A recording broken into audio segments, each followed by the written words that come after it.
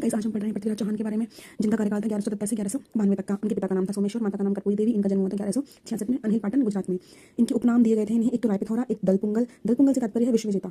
और इन्हें एक और नाम दिया गया था हिंदू सम्राट का। पृथ्वीराज जब शासक बना तब उनकी उम्र 11 वर्ष थी। कितनी वर्ष थी? 11 वर्ष। जब राजकार्य माता कर्पूरी देवी ने संभाला, ये उनकी संरक्षक का कार्य किया था उन्होंने, क्योंकि उनके पिता की मृत्यु हो गई थी और उन्होंने 11 वर्ष की उम्र में ही क्या किया था? राजपाट संभाल लिया था। इनके प्रारंभिक सहयोगी मुख्यमंत्री कदम्बास कैलास केम्बास उनका नाम था। केम्बास अहिरावती जागीर का दाहिमा राजपूत था, वह विद्वान भी था। इसने जनपति सूर्य के शास्त्र की अध्यक्षता की थी। पृथ्वीराज का सेनापति भुवनमल था, जो कर्पूरी देवी का रिश्तेदार था। इनके सेनापति का नाम भी हमें याद रखना है, जो कि भुवनमल था। भुवनमल कौन था? इनकी माँ का रिश्तेदार था। भुवनमल ने पृथ्वीराज की रक्षा वैसे ही की जैसे गरुड़ ने राम भगवान की थी, जो रामायण में हम देखते हैं। लक्ष्मण की मेघनाद ने की थी नागपाश से। भुवनमल ने नागों का दमन किया था, ये बात भी हमें याद रखनी है।